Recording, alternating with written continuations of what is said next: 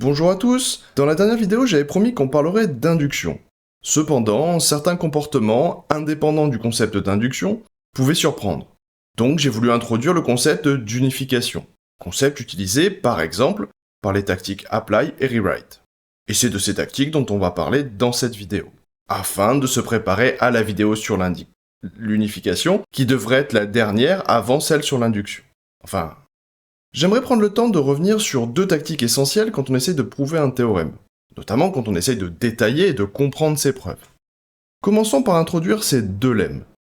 Le premier lemme indique que, pour tout n, si n plus 1 vaut 0, alors n plus 2 vaut 0. Et le second est la réciproque du premier. Notez que je ne compte pas prouver ces lemmes, qui sont vrais puisque la prémisse est trivialement fausse. Maintenant, il me faut un théorème qui va nécessiter d'utiliser mes deux lemmes. Pour cela, on va utiliser ce théorème comme support. Alors, il est vrai, mais encore une fois, ce n'est pas le but. Mon objectif ici est de refaire une passe sur les deux tactiques pour enchaîner sur le concept d'unification. Si j'applique le lemme backward, Coq se plaint qu'il n'arrive pas à unifier ces deux expressions. Pour l'instant, je vais me contenter de mettre en commentaire cette erreur et on y reviendra après. Je vais aussi utiliser la technique de préfixer les commandes en erreur par le mot-clé try, qui va me permettre de continuer ma preuve malgré l'erreur. Comme on l'a déjà vu dans la première vidéo sur Coq, on a une implication dans le but. Donc on peut faire passer la prémisse dans la zone des hypothèses grâce à la tactique intro. On a donc l'expression n plus 2 égale 0 dans le but, mais aussi en hypothèse. Désormais, si j'applique backward, je constate que le but a été modifié passant de n plus 2 égale 0 à n plus 1 égale 0. On a approuvé que n plus 2 égale 0 est vrai, et on a un lemme qui dit que si n plus 1 égale 0 est vrai, alors n plus 2 égale 0 est vrai. Donc prouver n plus 2 égale 0 revient à prouver n plus 1 égale 0, puisque démontrer n plus 1 égale 0 permettra de prouver n plus 2 égale 0. C'est pourquoi j'ai appelé ce lemme backward, ou arrière-retour. Car on remplace la conclusion par sa prémisse, ou le conséquent par son antécédent, bref, de droite à gauche. Alors, attention, gardez en tête que ce nommage n'a de sens que par rapport au théorème qu'on essaye de prouver. Et j'ai pour objectif que vous puissiez répondre à la question suivante. Si j'avais échangé le nom de mes lemmes, quel est le théorème que j'aurais essayé de prouver? Essayons désormais d'appliquer ce même lemme à l'hypothèse cette fois. Coq nous indique qu'il ne peut pas appliquer ce lemme à cette hypothèse. Mais pourquoi Coq réussit-il à appliquer ce lemme sur le but, tandis qu'il échoue sur l'hypothèse, alors même que but et hypothèse sont la même expression, à la lettre près? Alors, j'enfonce sûrement des portes ouvertes, mais les deux expressions ont un statut différent. La première est considérée comme étant vraie, la seconde est approuvée. Bref, le lemme backward donne un moyen de prouver que n plus 2 égale 0 est vrai, selon l'hypothèse que n plus 1 égale 0 le serait. Mais on sait déjà que h est vrai, et Coq ne peut donc pas lui appliquer ce théorème. Faisons la même chose avec le second lemme, forward. Par symétrie, j'imagine que vous pouvez anticiper le résultat qu'on va obtenir. Sinon, prenez le temps d'y réfléchir et mettez la vidéo en pause. Si on applique forward directement, on échoue avec le même message que pour backward, donc on le passe pour le moment. Comme précédemment, on introduit la prémisse en hypothèse, puis on retente l'application de forward. Coq est de nouveau dans l'incapacité d'unifier ces deux expressions. Appliquons maintenant forward à h. Cette fois-ci, Coq réussit l'application de forward là où backward se faisait rejeter. Et j'en ai déjà donné la raison. L'expression n plus 2 égale 0 est une hypothèse, donc considérée vraie, et forward est un lemme qui dit que si n plus 2 est égal à 0 est vrai, alors on sait que n plus 1 égale 0 est vrai aussi. Bref, dans le contexte des hypothèses, Coq va appliquer les lemmes de gauche à droite. Pour résumer, je dirais qu'on construit un résultat dans les hypothèses et qu'on le déconstruit dans les buts. Et si au lieu d'appliquer la tactique apply, j'avais utilisé la tactique rewrite? Pour ce faire, je vais légèrement modifier le théorème à prouver. En effet, vous l'aurez peut-être remarqué, ce théorème n'est rien d'autre que le lemme backward. Et donc, appliquer backward suffirait à prouver ce théorème. On peut le voir aussi de cette manière. Backward et Robert II ont bien le même type. Mais notre but ici est l'utilisation de la tactique rewrite, donc c'est parti. Réécrivons le but avec le lemme backward, et on constate deux choses. Le but a été modifié, n plus 2 a été remplacé par 0, un nouveau but est apparu, n plus 1 égale 0. Rappelez-vous que backward prouve que n plus 2 est égal à 0, et c'est ce que Coq a utilisé. Il a remplacé le n plus 2 du but par 0. Par contre, Coq n'a pas oublié que ce résultat n'est vrai que si n plus 1 est égal à 0, la prémisse de backward. Et donc il a ajouté une nouvelle condition, un nouveau but à prouver. Notez que j'ai pu réécrire le but sans le besoin que j'avais eu précédemment d'introduire la prémisse du but en hypothèse. Si j'avais à résumer très vite ce phénomène, pour qu'un lemme s'applique, il faut que le but soit une instance du lemme en question ou le conséquent du lemme. Pour qu'on puisse réécrire une expression avec un lemme, il suffit d'y trouver la syntaxe du conséquent de notre lemme, qui doit être une égalité ou une équivalence. Mais on va y revenir. Du coup, on en déduit qu'en introduisant la prémisse avant la réécriture, on trouvera le même résultat. Et, en effet, le remplacement de n plus 2 par 0 et un nouveau but. Par corollaire, appliquer ce lemme à notre hypothèse se soldera par un échec, puisque n plus 1 égale 0 n'est pas le conséquent de backward. Comme nous l'indique d'ailleurs l'erreur de Coq. Par symétrie, voyons ce qui se passe si on réécrit nos expressions via le lemme forward. Commençons par la réécriture du but dans son ensemble. Cette fois-ci, ce n'est pas la prémisse du but qui a été réécrite. Et c'est logique, puisque le conséquent de forward est n plus 1 égale 0, qui est la prémisse de notre but initial. Concernant le nouveau but, rien de nouveau sous le soleil.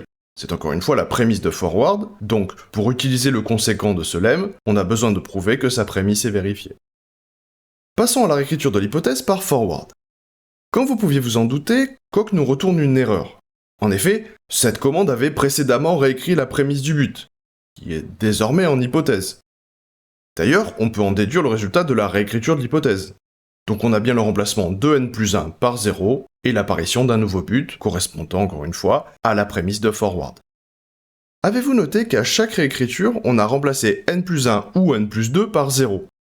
Par défaut, si on considère le conséquent des lemmes, rewrite va réécrire le membre de gauche par le membre de droite.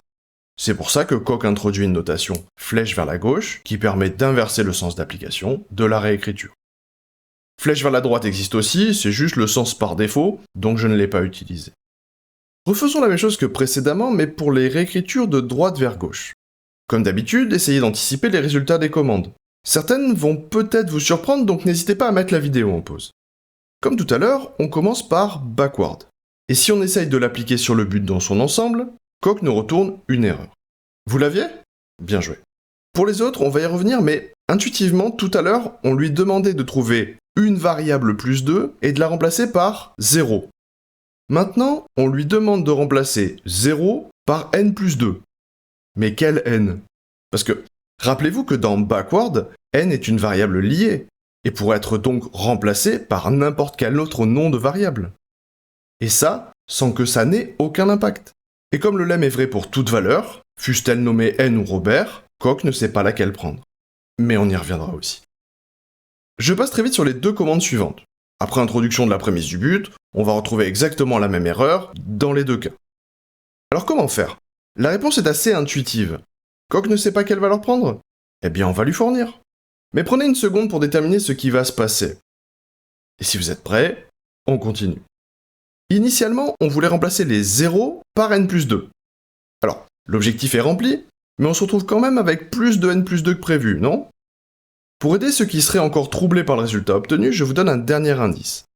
On manipule des entiers naturels, c'est-à-dire des éléments du type Coq nat, et si vous vous souvenez de comment il est construit, sinon je vous renvoie vers les vidéos précédentes. Ou la suivante. Donc je vous laisse encore un peu de temps. N'oubliez pas non plus le nouveau but, dont j'ai déjà donné la justification plusieurs fois. Et si on introduit la prémisse et qu'on fait la même chose pour le but et l'hypothèse, on obtient un résultat similaire et déjà vu. Notez qu'on a autant de nouveaux buts n plus 1 égale 0 qu'on a d'appels à rewrite backward. En effet, à chaque fois qu'on réécrit un but ou une hypothèse, Coq a besoin de savoir s'il a le droit de le faire. Et pour ça, il faut que les prémisses du lemme utilisé soient vérifiées. Ici, on applique backward, donc il faut que sa prémisse soit vraie. Attention, la flèche n'indique pas le sens d'application du lemme, mais indique juste si on veut remplacer le membre de gauche par le membre de droite, ou l'inverse. Passons au lemme forward. Comme on va retrouver le même problème que pour backward, concernant la variable n, je vais directement appeler forward avec n comme argument. Sans surprise, on retrouve le même résultat que précédemment, si ce n'est que, dans ce cas, on va remplacer 0 par n plus 1, et on va se retrouver avec un nouveau but, n plus 2 égale 0. On introduit la prémisse, Le résultat de cette commande n'est peut-être pas ce que vous pensez, alors je vous laisse y réfléchir, mais pas longtemps, donc vous savez quoi faire. Le but va être modifié en n plus 2 égale à n plus 1, comme prévu, et un nouveau but va être créé comme précédemment. Sauf que ce but, c'est n plus 2 égale 0. Donc cela signifie qu'on n'avance pas d'un iota. Et c'est ce que Coq nous dit. Par contre, rien à signaler à la réécriture de l'hypothèse. Ah oui, avant que j'oublie, j'ai utilisé n comme argument de forward ou de backward. Mais j'aurais pu prendre une autre variable. Si par exemple je modifie ce but pour avoir 2 arguments au lieu d'un, en rajoutant p par exemple, je peux toujours appeler forward avec n, mais j'aurais aussi pu le faire avec p, mais aussi avec un entier naturel quelconque. Ou même, parce que ça fait un moment que j'en ai pas parlé, fib de 4. En fait, n'importe quoi tant que son type est nat, puisque c'est le type de l'argument de forward. Je l'ai mentionné en passant tout à l'heure, mais il est aussi possible d'utiliser la tactique rewrite sur les propositions, à condition qu'il y ait une équivalence entre les deux. Par exemple, si je définis ce lemme un peu fumeux, j'ai la preuve que toute proposition est équivalente à toute proposition. Désormais, je peux créer ce but, A implique B et B implique A. Ce but est aussi notre lemme, car une équivalence entre deux propositions n'est rien d'autre que la conjonction des deux implications réciproques. Cela me permet aussi d'avoir les deux buts en même temps, ce qui est pratique visuellement. On verra que Coq utilise ce résultat lors de l'unification, dans la vidéo suivante. D'ailleurs, on peut prouver notre but en appliquant directement le lemme. On pourrait aussi, en découpant la conjonction, appliquer ce lemme à chacune des implications. Voyons ce qui se passe si on utilise la tactique rewrite en lieu et place de apply. On constate que les deux buts sont modifiés par une notation proche de celle vue précédemment. Et comme c'est ce qu'on va voir dans la vidéo suivante, voici deux questions. Pourquoi est-ce que Coq n'a pas remplacé les A par des B, alors qu'on a vu que, par défaut, il remplaçait le membre de gauche par le membre de droite d'une égalité? Et est-ce qu'il était possible de réaliser ce fameux remplacement de A par B? Et ça, vous avez jusqu'à la prochaine vidéo pour y répondre. Dans la vidéo sur l'induction, qui ressemble de plus en plus à une chimère, je vais utiliser un lemme pour prouver un théorème. Ce lemme, c'est celui-ci, qui indique que si deux nombres sont égaux, alors leurs successeurs le sont aussi, et réciproquement. Et ça tombe bien, c'est une équivalence. Le hasard, c'est fou. Allez, écrivons un petit but et utilisons-le pour réviser nos connaissances sur les tactiques apply et rewrite. Prenez une seconde pour réfléchir à ce que donneront ces commandes. La première commande prouve bien notre but. En effet, on est dans le cas où n1 vaut 4 et n2 vaut 5, comme on peut le voir en se rappelant que 5 et 6 sont respectivement les successeurs de 4 et 5. La deuxième commande réécrit notre but de manière plus intuitive, en réécrivant la partie de gauche du lemme par la partie de droite. Ici, pas de pourcentage goal, mais un indice pour la question précédente. Ainsi, le but se trouve désormais être une équivalence entre deux expressions identiques. On ne devrait pas avoir trop de mal à le prouver. Intuitivement, la troisième commande va faire la même chose, mais pour le membre de droite de notre but. Elle cherche une égalité entre deux nombres, pour les remplacer par une égalité entre leurs successeurs respectifs. Mais ce n'est pas ce qu'on retrouve ici, puisque notre but est encore une fois modifié au niveau du membre de gauche de l'implication. Alors, ce n'est pas la première fois qu'on a un résultat surprenant dans cette vidéo, donc peut-être que votre intuition s'est améliorée. Et on essaiera de confirmer tout ça dans la prochaine vidéo. Avant de conclure, je vous donne quelques exercices de pensée. Que donnent ces commandes? Vous pouvez évidemment utiliser Coq pour vérifier vos réponses, en attendant la prochaine vidéo. Alors, j'étais à deux doigts d'oublier pourquoi je vous présentais ce lemme. J'aimerais vraiment que vous ne restiez pas passif, et que vous essayiez d'anticiper le résultat qu'on va obtenir pour chacune des commandes à venir. Normalement, vous avez les armes nécessaires pour cela, qu'elles aient été fournies dans cette vidéo ou dans la précédente. Et je vais essayer de vous accompagner autant que faire se peut, mais n'hésitez pas à mettre la vidéo en pause. Imaginez qu'on ait ce théorème à prouver. Si j'applique le lemme qui nous intéresse depuis quelques minutes, que va-t-il se passer? Le lemme est une équivalence logique, donc le lemme peut être appliqué dans le sens gauche-droite ou droite-gauche. Donc, dans notre but, soit Coq trouve une égalité entre deux nombres au format successeur et remplace le but par une égalité entre les antécédents. Soit Coq fait le contraire en remplaçant l'égalité entre deux nombres par une égalité entre leurs deux successeurs respectifs. Ici, Coq réalise le dernier cas, car il ne retrouve pas le format successeur.